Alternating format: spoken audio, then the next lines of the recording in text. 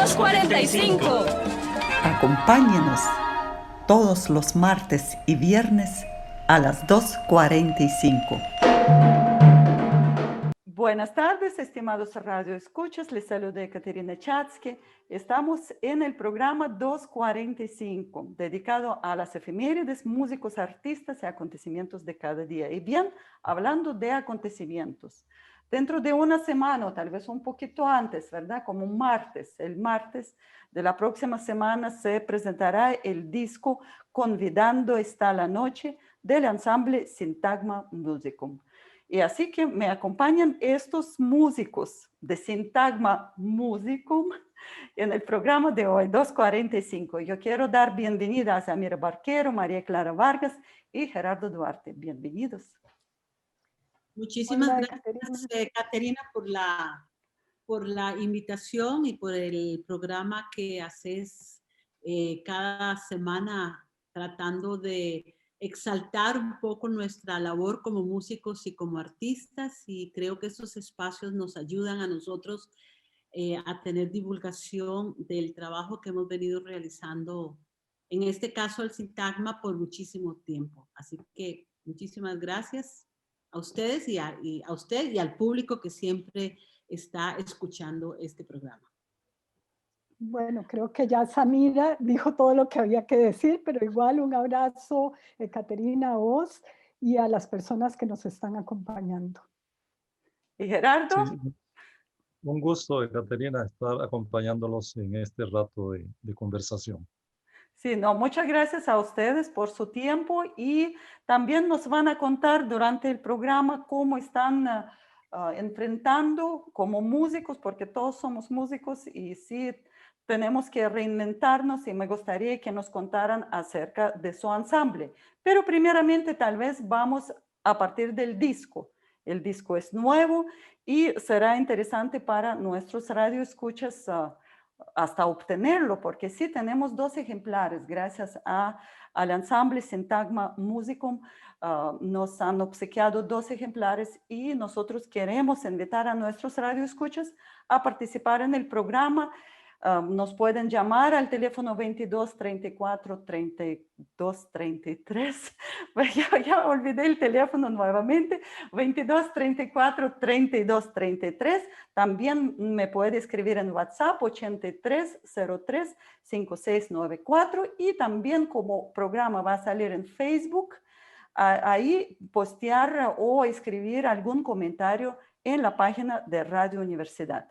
Ahora bien, entonces vamos a presentar este disco, Convidando está la noche.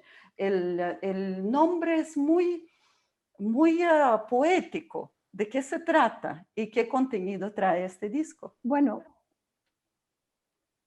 el nombre es en realidad una pieza de las que integran el disco. Es una pieza de un compositor mexicano, colonial mexicano. Y sí creemos que es un nombre sugerente, ¿no? Porque invita al público, a las personas, a reunirse, a escuchar, a compartir con nosotros un rato. Entonces nos pareció un nombre adecuado para esta nueva producción. ¿Y qué obras están incluidas en este disco? Porque, bueno, vemos en la portada que sí hay un nombre, pero también el repertorio del siglo XVII, XVIII, europeo y latinoamericano. Ustedes siempre presentan sus discos como pensando en estas 2 partes de la Tierra, como dividido por el Atlántico, ¿verdad? Bien, cuéntanos sobre el contenido del disco. Bueno, Gerardo, tal vez entonces. Gerardo o Samira. Sí.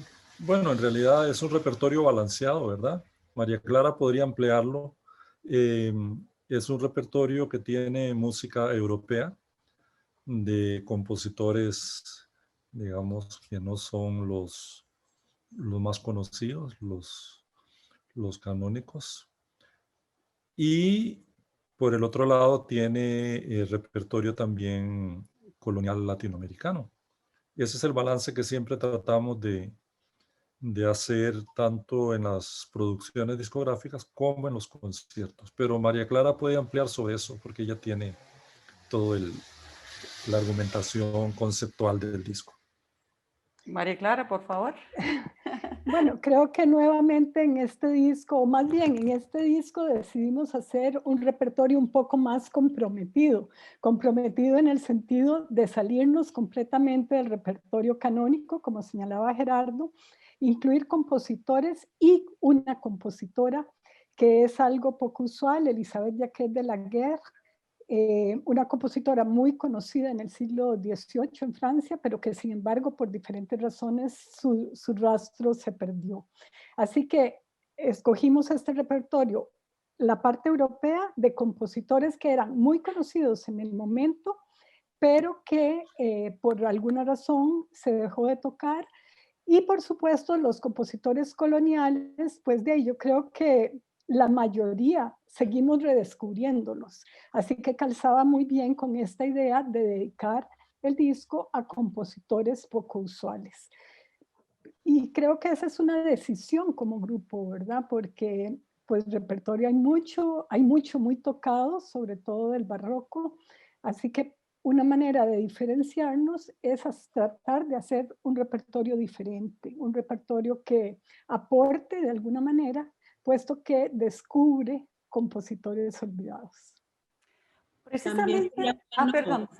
Uh-huh. no, también sería bueno agregar que estamos poniendo una obra costarricense, una canción que ahí Gerardo después nos puede ampliar un poco más, un poco la idea de, sabemos que no se ha encontrado ningún documento, María Clara, que ha sido una de las que ha estado investigando en ese campo, no tenemos ningún documento con notación, ¿verdad?, musical que nos diga que esta es una pieza de la época, pero hemos querido ir agregando algunas obras de tradición oral, aprovechando ese vínculo que tenemos con Gerardo, ¿verdad? Que Gerardo como pianista ha querido ser parte del grupo y ayudarnos, apoyarnos en la parte de percusión, pero por sus raíces, él tiene una tradición de una serie de obras orales que pueden perfectamente haber surgido y haber se ha ido transmitiendo de generación en generación,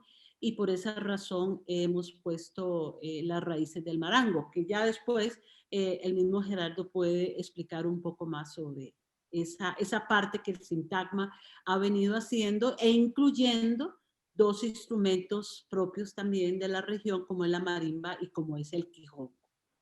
Perfecto, porque entonces después, si podemos de una vez a invitar a Gerardo a contarnos precisamente acerca de la tradición oral que existe en Costa Rica, de algunas piezas y de esta pieza que ustedes incluyen en el disco.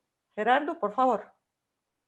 Sí, bueno, desde hace algún tiempo, en el Sintagma decidimos incluir algo de este repertorio de transmisión oral, porque en realidad no hemos encontrado ningún vestigio de música costarricense de esa época que esté escrita. Entonces pensábamos en que podíamos hacer algo con esas tonadas, con esas melodías, esas canciones llenas de retahílas y de contenido regional, que son muy, muy, muy viejas, tradicionales, anónimas, que bueno, yo por haber nacido en la zona chorotega, las escucho desde la niñez, ¿verdad? Y las he tocado y las he cantado. Entonces hemos tratado de hacer unas instrumentaciones adecuadas para el sintagma. Es una mixtura de texturas instrumentales muy interesante, porque tenemos la base, que es el clave y los violines, un oboe y un fagot, que complementamos con, en este caso, con el quijongo y la marimba nuestra, digamos. Entonces, ahí hemos logrado plasmar de alguna manera una, una muestra de esa herencia. Es una especulación interesante desde el punto de vista instrumental, y aprovechando también la parte de los textos, de las retahílas, que son muy regionales y realmente se remontan a una época bastante lejana, es un lenguaje particular. Entonces, todo esto creemos que es una riqueza también aprovechable y nada despreciable. Ya en el disco anterior también lo hicimos con un par de piezas. Como le digo, son tonadas muy simples, son formas muy simples que hemos tratado de darles nueva vida, nuevo ropaje, con la particularidad de la sonoridad que tenemos en el sintagma. Y creo que ha funcionado bien. Me parece que es algo que ha funcionado bien. Y yo creo que tal vez en el programa radiofónico sí podemos de una vez poner las raíces del marango, este anónimo de transmisión oral en Costa Rica, pero yo quería preguntar, o sea, en el video no ponemos, en el video vamos a invitar a nuestro público a escuchar por Spotify, pero por ejemplo en el programa radiofónico ahí hacemos un corte y de una vez ponemos esta pieza para no hablar tanto y no escucharla. Ahora sí, ¿qué es un marango, Gerardo? Es un árbol. Es Ajá. un árbol propio de la región del Pacífico Seco. Y es un árbol al que se le atribuyen algunas cualidades medicinales. Y, Y de ahí y- viene nada más. El nombre es alusivo a ese árbol. Sí. y se puede encontrarlo en internet, imagino, para conocerlo, para verlo, ¿verdad? Sí. Es probable Ajá, que sí, sí. sí. Muy bien. Ahora sí, ustedes dicen que no existe, digamos, partituras, y yo creo que María Clara en el librito del disco escribe que no existe la música en Costa Rica, la música del siglo XVII, XVIII, como archivada o en algunos cajones, ¿verdad? Pero me gustaría que tal vez María Clara nos contara precisamente de su artículo, que creo que hace tiempo ha escrito con Eduardo, ¿verdad? Eduardo Madrigal, y así de una vez para invitar a nuestros radioescuchas, buscarlo creo que está también en la red, ¿verdad? Entre las revistas OCR. Cuéntenos, María Clara. Sí, sí, efectivamente no hemos encontrado evidencia de partituras, pero sí hemos encontrado evidencia de que existía una práctica musical. ¿Y por qué hago esa diferencia? Bueno, porque la práctica musical es la parte social de la música. Hay muchos documentos de la época que mencionan cómo había música, cómo habían bailes, cómo habían actividades religiosas, cómo habían actividades políticas, todas con soporte musical, por supuesto. En esa época, cada vez que había un desfile, una marcha, siempre salía un pequeño grupo militar. No era una banda, porque todavía no podríamos hablar de una banda, pero sí un grupo de músicos con redobles, con redoblantes, pífanos. Eh, También hay muchas referencias de actividades privadas como bailes. Y otro tipo de actividades sociales que muestran, que hablan de los bailes de las zarabandas. Debo decir que muchas de las actividades nos enteramos más bien por quejas, ¿verdad? O por acusaciones.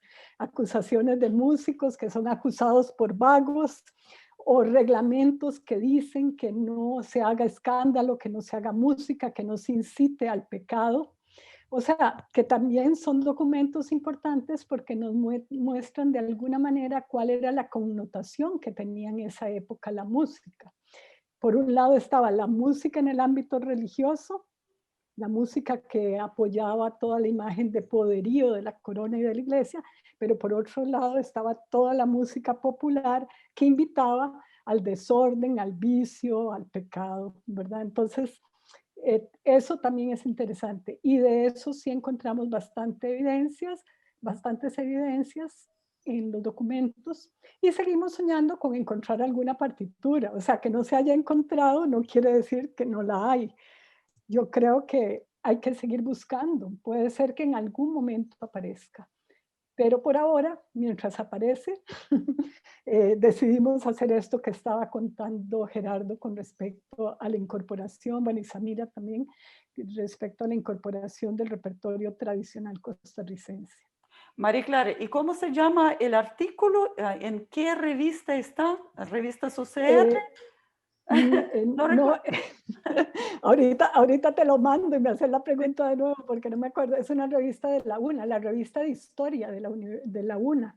Ah, Y de yo la les, UNA. Ujú. sí, sí. Está bien. Y ahí entonces vamos a poner como un enlace para Ujú. que nuestros radioescuchas también leen esta información muy importante para entender cómo se desarrollaba la música en Costa Rica antes de la independencia, ¿verdad? Y más bien, hablando precisamente, usted dijo que sí hay un documento de 1725 sobre bandas militares. Esto ya vamos a proponer a nuestros radioescuchas a partir del año 21. Ya hicimos un pequeño documental sobre su comentario sobre las bandas del año 1725. Sí, que son llamadas músicas militares, ¿verdad? El nombre de banda se le va a poner después, ¿verdad? En los documentos antiguos siempre se habla de las músicas militares, ¿verdad? Que es, era una manera de decir el grupo musical del ejército, ¿verdad? El nombre de bandas ya va a ser mucho más tardío. Muy bien, ahora sí, seguimos como redescubriendo este disco más bien, o descubriendo este disco que va a presentarse próximo martes. Imagino por medio de Zoom. ¿Nos puede contar un poquito de la presentación y si nuestros radioescuchas también pueden participar en esta? Bueno, va a ser una actividad corta donde tendremos la presencia de, por supuesto, el director de la Escuela de Artes Musicales, porque el disco se grabó en la escuela, es gracias al apoyo de la escuela que se pudo hacer. Por otro lado, tendremos la presencia virtual de Maco Barrios, un violinista guatemalteco, una persona que ha aportado mucho al desarrollo de la música colonial en su país, organizador del Festival de Música Antigua de Guatemala y también violinista de la Orquesta Sinfónica Guatemalteca. Y por fin tenemos al doctor Gabriel Macaya, ex rector, a quien lo invitamos no tanto por esa figura de ex rector, sino porque él fue parte del primer grupo de música antigua en Costa Rica, de don Enrique Góngora, Gabriel Macaya, etc. Entonces, de alguna manera nos parecía interesante tener la presencia de él. Por otro lado, don Gabriel también es hijo de una persona que ha sido importantísima para el desarrollo musical de Costa Rica, don Enrique Macaya, una persona que aportó mucho en la década de los 30, 40 en la formación de la Orquesta Sinfónica Nacional y del Conservatorio de Música. Así que digamos que las tres personas que van a estar ahí no son meramente protocolo, sino que son personas significativas para nosotros. Y por supuesto se escuchará un poquito de música, algunos tracks del disco. Es una actividad pequeña, corta, pero que para nosotros es importante hacerla, por supuesto. ¿Y cómo la encontramos? En las redes ahora es tan difícil, uno puede como perderse, ¿verdad? Sí, yo te puedo enviar la invitación y también se puede poner un enlace a la invitación porque va a ser por Zoom. Por Zoom, sí. Muy bien. Ahora sí, como ustedes nuevamente vamos hacia el disco. Dice María Clara, usted dijo al inicio que se perdió el rastro de la compositora de la guerra, ¿verdad? O, por ejemplo, Gerardo que contó sobre compositores poco usuales. O están, dice Samira, creo, estaban redescubriendo el repertorio del siglo XVII y XVIII no tan conocido. Y me gustaría preguntar, ¿cómo ustedes obtienen este material? Porque imagino algunos están en algunos archivos, otros en baúles de alguien. ¿Cómo es el proceso para llegar a escoger una obra que será parte del disco? Bueno, yo creo que hay varias maneras, ¿verdad? Una es explorando, por ejemplo, en Internet. Hemos encontrado muchos, por ejemplo, Elizabeth Jacquet, Jacquet de la Guerre, la ópera, se encuentra el manuscrito en el ISMPL. Entonces, bueno, se bajó el manuscrito y a partir de ahí escogimos y transcribimos ciertas piezas, ¿verdad? Porque en realidad la suite que incorporamos en el disco no existe. Quiero decir, es parte de la ópera, pero no existe como una suite. Nosotros extrajimos las piezas instrumentales de la ópera y la armamos en una suite por la tonalidad, por el contraste de los movimientos, etcétera. Pero otra persona podría armar otra suite, ¿verdad? Porque ahí está la ópera. En el caso del repertorio colonial, bueno, pues cada viaje es más complicado porque desgraciadamente, como pasa siempre en América Latina, no hay tanto publicado, ¿verdad? Así que hay contacto con algunos musicólogos, también cada vez que vamos a un país tratamos de buscar partituras. Y en el caso de los compositores europeos no tan tradicionales, pues hemos buscado editoriales pequeñas que están dedicadas en Europa a publicar compositores no tan conocidos. Y bueno, casualmente el año pasado tuvimos en Costa Rica a Alessandro Vares, uno de esos editores que tiene una editorial que publica una gran cantidad de música, sobre todo italiana, del siglo XVII y principios del XVIII. Y entonces ahí tenemos una huaca, por así decirlo, de partituras. Y, por ejemplo, también me gustaría saber que existen diferentes técnicas para aproximarse a la música del siglo XVII, XVIII, tanto europea como latinoamericana.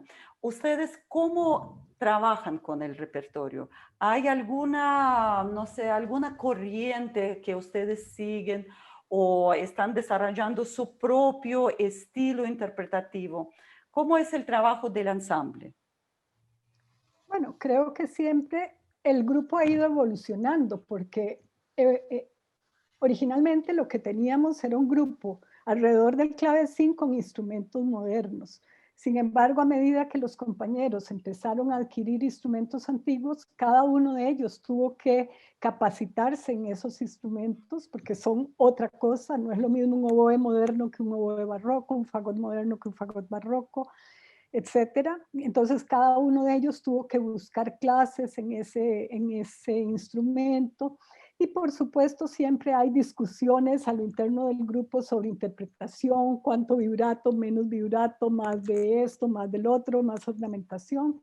Creo que como todo grupo de música antigua hay esta búsqueda por tratar de incorporar elementos propios de la interpretación que están en muchos tratados, pero con la idea ya más clara, un poco lo que es contrario a lo que se buscaba en los 70 o el 80, que era buscar la sonoridad de aquella época. Ahora estamos claros que la sonoridad de aquella época es imposible de reencontrar, porque bueno, los oídos son otros, el medio es otro, etcétera. Entonces, la idea es más bien incorporar estos temas de interpretación y buscar la sonoridad propia del grupo. Y ahí es donde empezamos a explorar con instrumentos de la percusión. Sí, no, eso iba a decir que también tiene que ver mucho con los instrumentistas que son parte, digamos, del grupo. Hay cambios a través de todos estos años, porque el grupo tiene muchos años de existir, han habido algunos pequeños cambios. Por ejemplo, en algún momento tuvimos la flauta traversa, pero ahora ya no la tenemos. Ahora tenemos flautas dulces, en el caso de Katia Calderón, que está ahora con nosotros. Hemos tenido dos voces, en algún momento tuvimos una mezzo y una soprano. Ahora solamente hemos trabajado en este disco con una soprano nada más. Entonces va un poco también tomándose en cuenta los cambios que se van dando con los diferentes miembros que vamos participando. Hay un grupo que ha sido estable. Creo que el centro, digamos, del grupo, indiscutiblemente, que es, bueno, María Clara, con el clavecín, Isabel Jeremías con el fagot barroco, José Ángel también con el oboe, Gerardo Duarte con la percusión y Peter con el violín, Grace que se incorporó en algún momento. Ahora creemos que ya para el tercer disco puede ser que no esté Grace con nosotros. ¿Verdad? Vamos un poco buscando también que la instrumentación puede ir cambiando de acuerdo a cómo se va moviendo el grupo. Yo quería preguntar, sí, perdón, sí. ¿Querías decir algo? Sí, perdón, Samira, sí. No, Gerardo, que me parece Gerardo. que quería algo más. Bueno, también es importante comentar que la mayoría de la instrumentación en este caso es nuestra. No hay que olvidar que por lo menos en la música colonial los villancicos es música vocal y entonces nosotros tenemos que instrumentalizarla de acuerdo a lo que tenemos. Y entonces siempre en este tema va a haber algo de especulación, algo de proposición para que la música suene a lo que queremos. Entonces, incluso en la música barroca europea hemos tenido que hacer ajustes con partes que hemos tenido que crear por las características del ensamble nuestro. Entonces, con mucho respeto y con mucho cuidado, hemos tenido, vamos a decir, que intervenir de alguna manera esas fuentes para que se adapten a lo que tenemos. Eso es un camino que no se puede evitar. Entonces, ajustamos las posibilidades de instrumentación nuestro a la música de manera que suene bien y que suene de una manera coherente. Entonces, son muchos los aspectos, son muchos los temas de ajuste que hay que hacer para todo, hasta con la música nuestra. En unos casos, como en la música de nosotros, porque no existe nada, no existe más que la melodía, que la tonadita que cantaba la gente. Y en caso de fuentes documentadas, pues tenemos que ajustar también, porque hay instrumentos que nosotros no tenemos y otros que sí tenemos.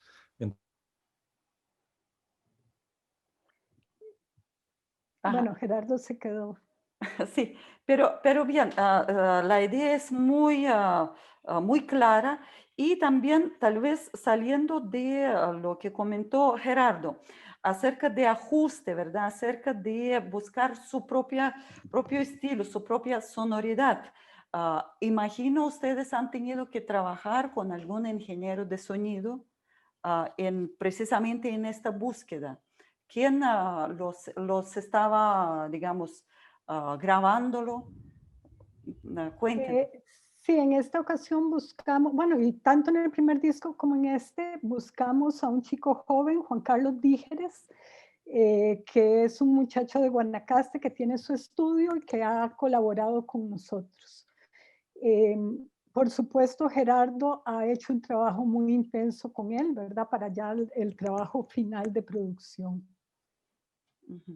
Bien, y aquí yo veo que María Clara en chat nos está poniendo precisamente el texto que estamos sugiriendo a leer sobre la música en Costa Rica, en provincia de Costa Rica. Se llama así: de rituales y festividades, música colonial en la provincia de Costa Rica, revista de historia número 57-58 de la UNA, ¿verdad? De la Universidad Nacional, ¿sí? Así que junto con el doctor Eduardo Madrigal y María Clara Vargas escribieron este muy importante artículo que nosotros también les invitamos a buscarlo en las redes y leerlo. Muy bien, ahora sí, ya ustedes, quería yo preguntar que preséntenos por favor los músicos, pero ya ustedes adelantaron presentando los músicos de este disco, pero tal vez nuevamente, ¿verdad? O sea, como para nosotros, como imaginar todo el ensamble, así como, igual como ustedes tienen ahí en la foto. ¿Nos pueden nuevamente contar cómo es el ensamble?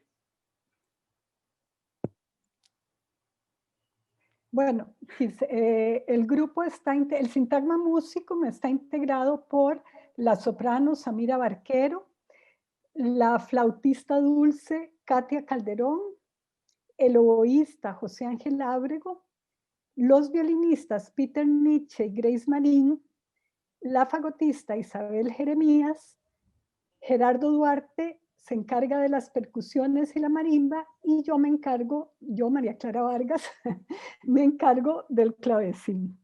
Es un grupo, por su conformación, que nos tira más hacia el repertorio del siglo, de finales del XVII y principios del XVIII.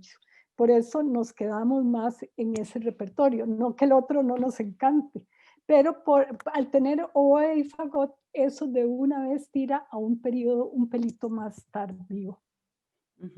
Bien, y ahora sí, me gustaría que nos recomendaran a escuchar en el programa algunas piezas y por favor, si pueden presentarlas, contar sobre ellas. ¿Qué piezas escucharemos en el programa de hoy? ¿Qué nos recomiendan? ¿Samira o María Clara? O más bien, la recomendación de Samira y la recomendación de María Clara. Lástima que no tenemos a Gerardo. Samira. A mí me gusta mucho la canción costarricense, porque tiendo a estar un poco identificada y creo que eso es algo que hemos venido estimulando en los últimos años, ese rescate, digamos, de nuestro patrimonio que de alguna manera debemos insertarlo en nuestra práctica musical, ¿verdad? Y en este caso, pues es una adaptación, es una búsqueda, ¿verdad? A insertarlo en un grupo que está totalmente en el otro extremo de la expresión musical europea. Creo que esa textura, digamos, ese canto, donde trata de contar una historia y además esa sonoridad del quijongo, que por primera vez se incluye en una obra de este tipo y en un grupo y en un ensamble de este tipo, creo que es maravilloso.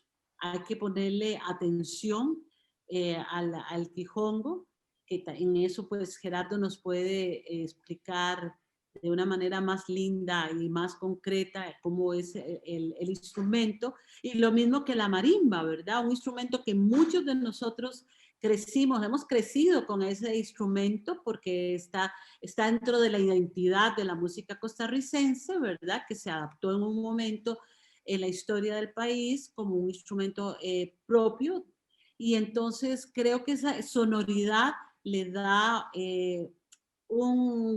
una textura diferente a lo que hemos estado presentando en las piezas anteriores.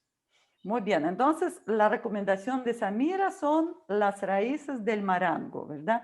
Pero como ya Gerardo nuevamente se unió a la conversación y Samira le propuso, ¿verdad? Contarnos acerca de quijongo y de marimba. Gerardo, por favor, cuéntenos de la inicio, cómo se ven estos instrumentos, no todos conocen, ¿verdad? O sea, por ejemplo, quijongo, porque hay dos quijongos, como yo entiendo, ¿verdad? Hay un limonense, otro es guanacasteco. Otra vez, Gerardo, cuéntenos. Y la emisión, cómo hay que tocar, o sea, la técnica y todo esto. Sí. Bueno, tuve un problemita técnico aquí, pero ya estamos de nuevo. Sí, el quijongo es un instrumento, es un arco con una cuerda. Esa cuerda tiene un puente al medio y atrás tiene una pequeña jícara, una calabacita, que es la que funciona como cajita de resonancia de los armónicos superiores. Se pone en un cajón más grande para que recoja los armónicos graves y llene un poco el registro de los bajos. Y únicamente puede tocar dos notas, ¿verdad? Porque es la cuerda partida por el puente y hace debajo con una resonancia pequeña de armónicos que vibran en el aire. La cajita tiene un hueco que permite con la palma de la mano buscar algunos intervalos, se produce una escala, casi una escala mayor, y esa secuencia de armónicos permite muy sutilmente crear melodías. Esta tonada que grabamos como las raíces del marango y otras que grabamos en el disco anterior, solían cantarse y hacerse acompañar por el quijongo, o bien una guitarra, o la marimba. De manera que el quijongo y la marimba son afines en ese sentido, y entonces producen una sonoridad bonita, interesante, y como decía antes, adecuar eso a la instrumentación del sintagma, pues es bonito, es un ejercicio muy lindo para crear cosas nuevas, proponer sonoridades nuevas, y eso la verdad es que sí es muy emocionante, a mí me gusta. La lástima que solamente grabaron una pieza costarricense. Bueno, yo Bueno, creo que ahora sí, creo que deben más al público costarricense, nuevas piezas. bueno, ahí hemos ido haciendo un acervo cada vez más, más bonito. Ya tenemos varias, entre los dos discos ya tenemos varias y quedan algunas otras melodías por hacer. Yo creo que hay todavía melodías, yo tengo en mi recuerdo, en mi memoria, tonadas de ese tipo que perfectamente vamos a ir poquito a poco eh, arreglando para el sintagma, a ver si seguimos tocando esta música. Sí, sí, sí. Bueno, ojalá, ojalá. Y ahí hacemos el programa nuevamente. Espero que vamos a hacer en el estudio, ustedes tocando, así como programa concierto, ¿por qué no? Sí, claro. Ahora sí, Claro. entonces, María Clara, su recomendación. Bueno, yo definitivamente propondría Elizabeth Jacquet de la Guerre. Me parece que la pequeña suite que armamos es muy interesante porque tiene piezas muy características que permitieron precisamente decir esto es una suite. Como les comenté, no existe esa suite. Se buscaron las piezas que fueran ese tipo de danzas para que se permitiera armar la suite, ¿verdad? Entonces tenemos una pequeña lamanda, tenemos una giga, tenemos un passe-pied, un rondó, una obertura, perdón, no una lamanda, sino una obertura. Todas piezas características de la suite francesa. Entonces, bueno, yo creo que me imagino que no hay tanto tiempo, entonces yo propondría escuchar o la obertura de la suite o la giga, la pequeña pieza final de la suite. Entonces, si tenemos tiempo, escucharemos la suite completa y tal vez incluyendo aria del segundo acto, ¿verdad? De la tragedia lírica. Sí, Sí, el aria también es de la misma ópera. Hay que recordar que Elizabeth Jacquet es la primera mujer en tener la oportunidad de componer una ópera, de publicar una ópera en aquel momento, ¿verdad? Es una compositora que tiene una gran producción para clavecín, pero también tiene obras de cámara y esta ópera que, o sea, que suena fácil, pero hay que recordar que era una época donde Lully era un déspota y era el que decía que se tocaba o no en la corte del rey Luis XIV, Luis XV, etcétera, ¿verdad? Entonces, el que Elizabeth Jacquet de la Guerre haya podido publicar una ópera en aquel momento es realmente un logro importante y es una obra que se grabó completa hace ya varias décadas, un par de décadas creo, y sigue siendo una fuente muy, muy interesante de música, tanto instrumental como vocal, porque por supuesto, como es una ópera barroca, tiene gran cantidad de números, un montón de personajes, o sea, pasa de todo. Ahí hay para escoger. Bien, entonces, ¿y la recomendación de Gerardo? Ya le recomendamos, o sea, Samira ya recomendó la canción costarricense. Entonces tiene que ser otra. Sí, sí, bueno, me parece que el tema del disco es bonito porque es un villancico que también hemos adaptado a la sonoridad del sintagma y de alguna manera tiene la relevancia de que le da el nombre a la producción. Pero además yo agregaría que además es una piecita muy, muy corta que nosotros la elaboramos. O sea, cada uno de los instrumentistas improvisa un poquito para darle un tamaño más adecuado, porque en realidad la pieza puede durar menos de, no sé, menos de un minuto, ¿verdad? Entonces ahí hay toda una improvisación de parte de los integrantes para armar una pieza un poco más amplia. Muy bien, entonces la última pieza que escucharemos hoy será Villancico, Convidando está la noche. Y bien, bueno, nuevamente me gustaría que nos contaran acerca de la presentación, ¿verdad? Para que nuestros radioescuchos no se olviden qué día es o qué día será, a qué hora, ¿verdad? Y lógicamente vamos a poner también un enlace. Ajá. Nuevamente invitan por favor a nuestros radioescuchas para la presentación de su disco. La presentación del disco compacto Convidando está la noche será el martes 20 de octubre a las 4 de la tarde. Lo vamos a hacer vía Zoom, pero también vamos a poner Facebook Live en la página del Sintagma, en Facebook. Pues nos encantaría que nos acompañaran, como les comentamos en otro momento, es un acto pequeño pero simbólico para nosotros. Este disco además tiene, digamos que hay una cosa muy especial, que fue que lo teníamos planeado y lo íbamos a terminar de hacer en julio, pero por alguna razón decidimos terminar de grabarlo en febrero. Y bueno, luego se vino la pandemia. O sea, fue premonitorio. Logramos terminarlo y luego se cerró. Creo que la motivación principal es que teníamos una invitación al Festival de Colombia, de Villa de Leyva, en Colombia, que precisamente la semana pasada se hizo virtual.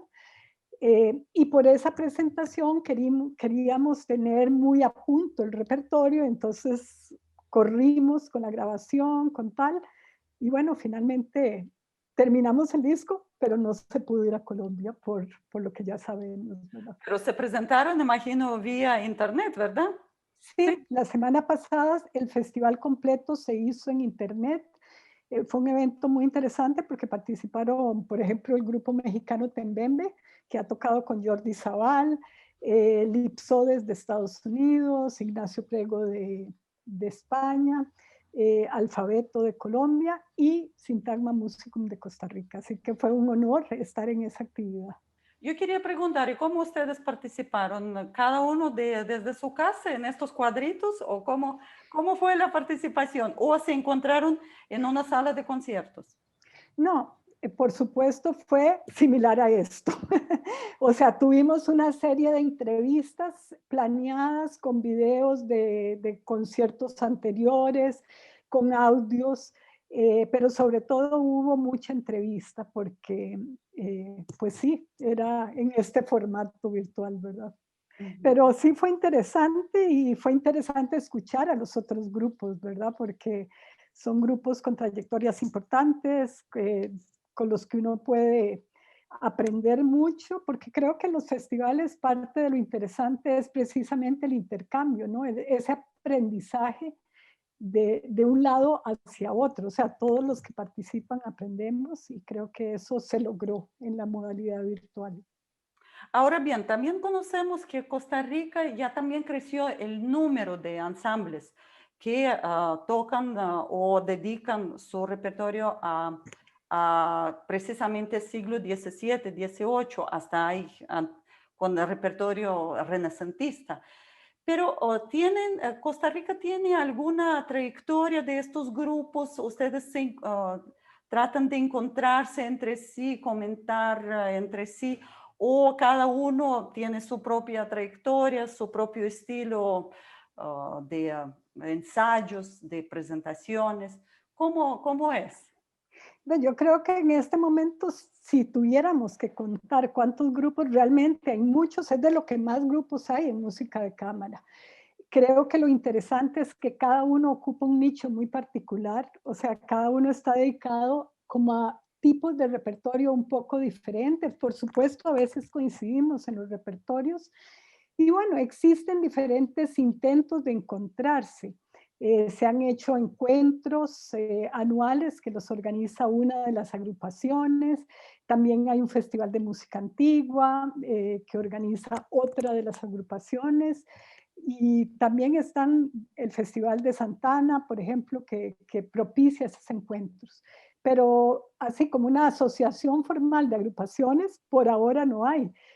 Creo que tenemos la ventaja todavía de que todos nos conocemos y que de alguna manera, pues sí, siento que de alguna manera intercambiamos repertorio, a veces nos prestamos materiales, etcétera, ¿verdad? Pero no hay una agrupación formal. Bueno, entonces, primeramente, felicidades a ustedes por este disco en tiempos de COVID. Esperando otro disco con la música costarricense, Gerardo. Vamos a Estamos ver. este repertorio. Ya está con el lápiz ahí. Sí, sí, sí. Sí, yo lo vi tecleando ya, apuntando ideas, ¿verdad, Gerardo? Y, bien, y de verdad me da tanto gusto de encontrarlos así, aunque bueno, vía cuadritos en Zoom, pero bueno, también es algo muy, muy bonito de encontrarlos. Tenemos que acostumbrarnos todavía por un rato a esto.